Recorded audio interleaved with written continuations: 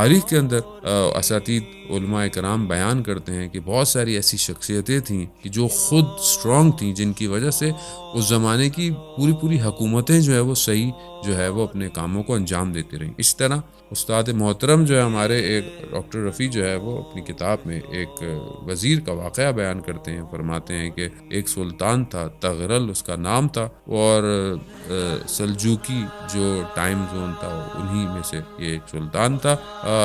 اس کا ایک وزیر تھا، اس کا نام خواجہ منصور تھا، اور وہ بہت ہی یعنی انٹیلیجنس بھی تھا، بہت باوقار شخصیت تھی، اور بہت ہی جو ہے وہ بابصیرت تھا، جس کی وجہ سے جو ہے وہ حکومت کے ان کاموں کو بہترین انجام دیتا تھا۔ ایک دن سلطان نے کہا خادم کو کہ جاؤ اور میرے وزیر کو بلا کے لاؤ۔ جب وہ گیا تو جا کر کیا دیکھتا ہے کہ وزیر جو ہے وہ نماز پڑھ رہا ہے، عبادت کر رہا ہے، اور اس کے بعد دعا کے اندر مشغول ہے، اور دعا کرنے کے ساتھ مناجات کر رہا ہے۔ تو کھڑا رہا اور کہا کہ تمہیں وزیر نے بلایا ہے۔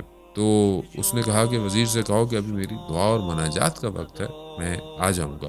اس نے جا کر جب جواب دیا خادم نے، تو صحیح طرح اس کو ڈیفائن نہیں کر پایا کہ اس نے کیا جواب دیا۔ تو سلطان کو غصہ آ گیا۔ سلطان نے کہا کہ اس کو جلدی بلا کے لاؤ۔ جب اس کو بلایا گیا تو کہا کہ میں نے جب تمہیں بلایا تو تم کیوں نہیں آئے؟ تو اس نے کہا سلطان کو کہ دیکھو، پہلے میں خدا کا بندہ ہوں اور مجھے اس کی بندگی کرنی ہے۔ اس نے مجھے نعمتیں دی ہیں، اس نے مجھے وجود دیا ہے، وہ میرا مالک ہے، مجھے اس کی بندگی پہلے کرنی ہے، پھر مجھے تمہاری جو ہے وہ یہ وزارت، یہ تمہاری جو ہے مجھے یہ نوکری کرنی ہے۔ اور اگر میں جس کا بندہ ہوں، اگر میں اس کی بندگی صحیح نہیں کروں گا تو میں پھر تمہاری نوکری بھی صحیح نہیں کر سکتا۔ اگر اس کی بندگی میں خدا نخواستہ میں کوتاہی کروں گا تو میں تمہاری نوکری کے اندر بھی جو تمہاری طرف سے میرے لیے ڈیوٹی ہے اس کے اندر بھی میں کوتاہیاں کروں گا۔ تو بہتر ہے کہ میں پہلے اس کا اچھا بندہ بنوں۔ بادشاہ کو یہ بات بہت پسند آئی۔ اس نے کہا نہیں، ایسے ہی ہے، جاؤ تم خدا کے اچھے بندے رہو جیسے تم ہمیشہ ہو، اور اس کے بعد جو ہے وہ تم ہماری جو ہے وہ خدمت کرو۔ تو یہاں پر دیکھیں، یہ ضروری ہے کہ انسان، یہ پہلا سٹیپ ہی یہی ہے